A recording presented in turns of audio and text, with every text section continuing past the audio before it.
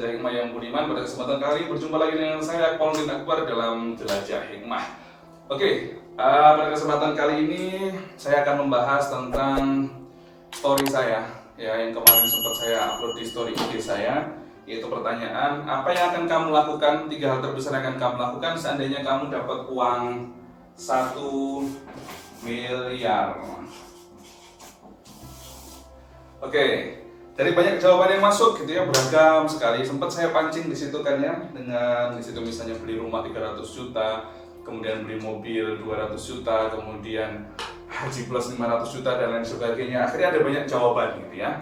Ada yang menuliskan di situ, dia nulis haji plus sekeluarga 500 juta. Ada yang bilang di situ untuk bangun rumah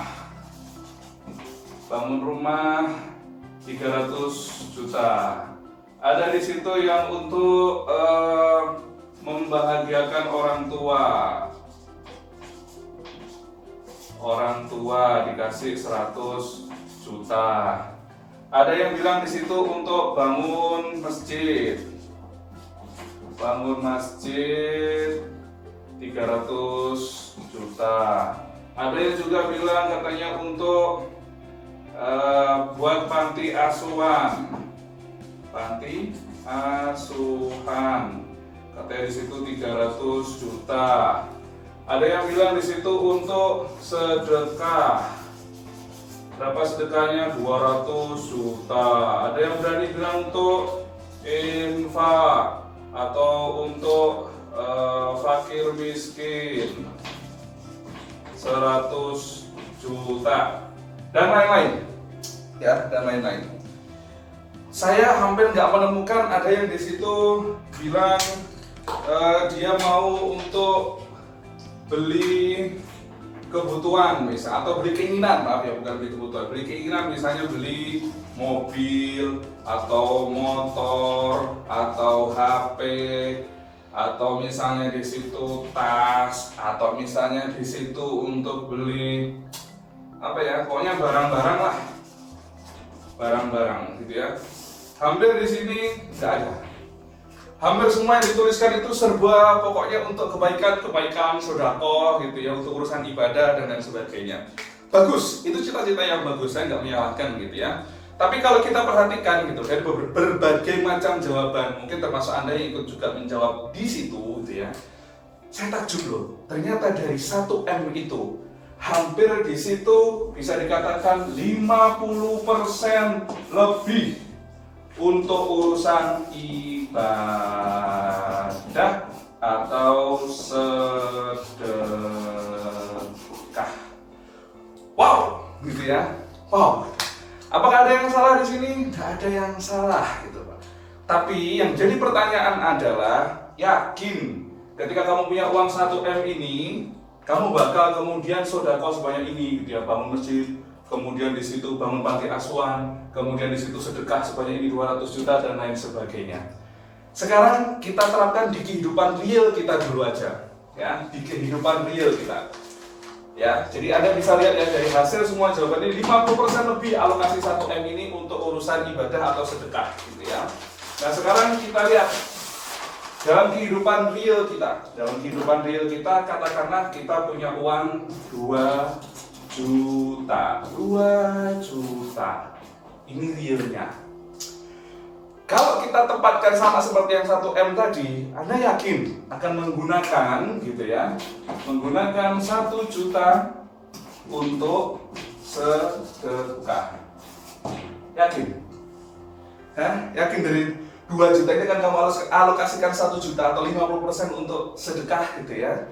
Atau misalnya kamu alokasikan ya 500.000 untuk misalnya sedekah atau infak.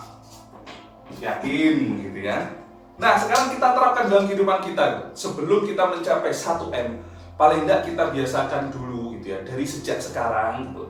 Sehingga besok ketika kita sudah dapat 1M itu tidak kaget gitu loh. Tidak kaget untuk mengeluarkan uang sebanyak itu untuk keputusan atau untuk urusan ibadah atau sedekah. Ya, sekarang caranya bagaimana caranya? Misalnya Dari uang 2 juta ini langsung kamu sisihkan dulu, misalnya untuk kebutuhan sehari-hari gitu ya.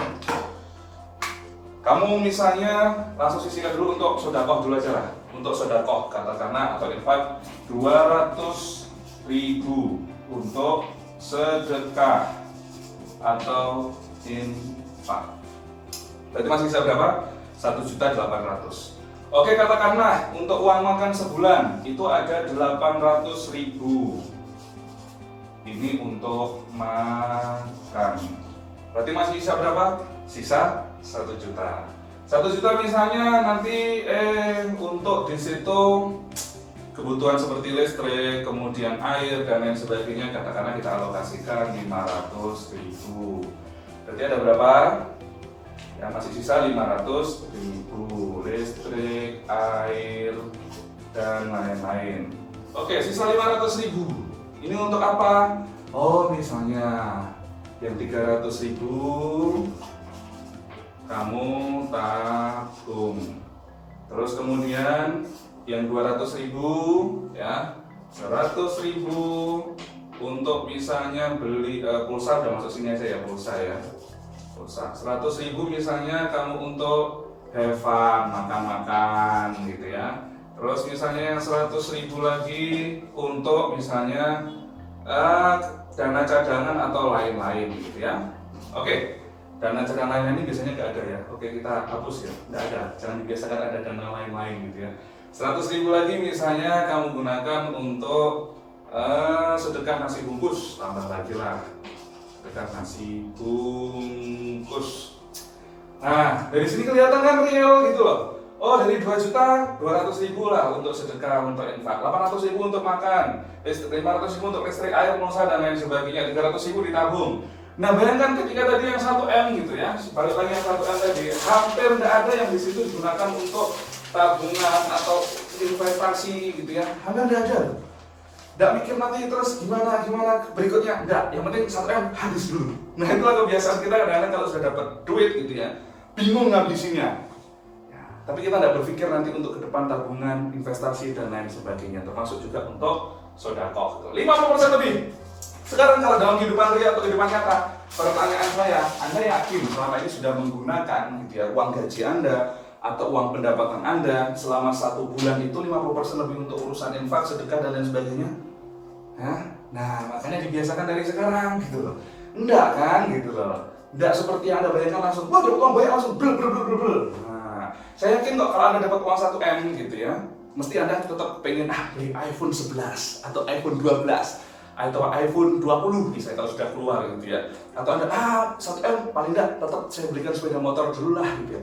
Mobil yang murah-murahan dulu lah gitu ya, mobil yang enggak bisa disalip di jalan tol gitu ya, Avanza atau Xenia gitu ya. Terus kita salip di depan ada lagi, nah misalnya seperti itu gitu ya. Kenyataannya seperti itulah sifat manusia. Makanya kalau kita pengen terlatih sedekah banyak, infaknya bisa banyak. Ketika dapat uang dikeluarkan untuk urusan ibadah rasanya gampang. Caranya bagaimana? Dimulai dari sejak kecil, dimulai dari sejak kita dapat uang sedikit, tapi kita juga alokasikan untuk kepentingan atau untuk urusan ibadah. Oke, sekarang saya kasih gambaran simpel aja gitu ya. Kalau kamu misalnya mau tadi bilang untuk haji plus dengan biaya 100 sampai misalnya ada yang 500 juta karena pengen sama keluarga haji bareng keluarga. Nah, sekarang pertanyaannya adalah dari gaji yang kamu dapat sekarang misalnya entah itu 2 juta atau mungkin 5 juta, 10 juta, berapa sudah yang kamu alokasikan untuk nabung haji? Berapa tabung haji? Atau misalnya pengen umroh satu keluarga, berapa dari uang yang sudah kamu punya selama sebulan ini yang kamu alokasikan untuk umroh, tabung? Berapa gitu ya? Makanya mulai sekarang biasakan sisihkan, entah itu 100.000, 200.000 sesuai dengan porsi gajimu gitu. Sehingga besok ketika kamu dapat duit semakin banyak, itu tidak kaget gitu. Ketika menyisihkan uang untuk umroh atau untuk haji itu tidak kaget. Mulai sekarang biasakan ya ada tabungan umroh, tabungan haji gitu ya. Bisa misalnya kamu datang ke BMT, atau misalnya kamu datang ke bank syariah gitu ya, atau kamu datang ke biro umroh seperti di Jasa Wisata Thaiyibah, kita kerjasama dengan bank syariah, dengan BMT juga. Siapa yang mau nabung umroh? Nah, kenyataannya tidak semudah itu, tidak segampang itu loh. Begitu sudah nabung, dapat kelihatan agak banyak, kok ada banyak ya uangnya gitu ya. Kayaknya diambil dulu enak ini gitu ya. Nanti umrohnya belakangan aja gitu. Nah, itu godaannya kan kayak gitu gitu. Kenyataannya semakin banyak uang yang kita dapat, ternyata semakin berat untuk dikeluarkan urusan ibadah. Semakin banyak uang yang kita dapat, semakin berat, semakin besar godaan dari setan. Biar uang itu kita pakai untuk kepentingan urusan ya hanya memenuhi keinginan saja. Keinginan sama kebutuhan itu beda gitu ya. Jadi kita jelaskan nanti di step yang berikutnya. Nah, mulai sekarang kayak gitu. Pengen sedekah 100 juta, 200 juta, udahlah dimulai dari setiap hari. Misalnya kamu sisihkanlah uang 10.000 setiap hari. 10.000 terlalu banyak mas. Kalau 10.000 berarti nanti sebulan 300.000. Yowes 5.000. Kamu belikan apa ini? Belikan nasi bungkus misalnya. Nasi bungkus 5.000 insya Allah dapat 2 nih kalau di Solo gitu ya. Dapat 2 nasi. Atau air, beliin air gitu ya.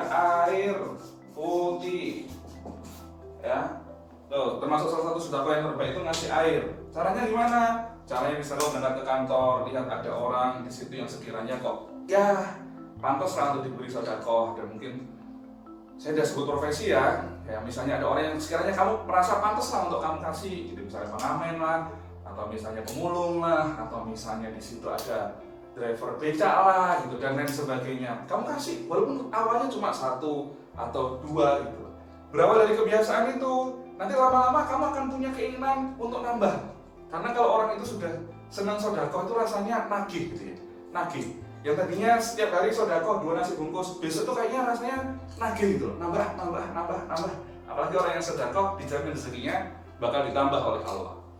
Ya. Jadi pelajaran dari pertanyaan saya, ketika kamu dapat uang 1M, pengen kamu pakai untuk apa gitu ya. Sekarang kita belajar dari realita kita sekarang dulu. Dari penghasilan kita sebulan sekarang dulu.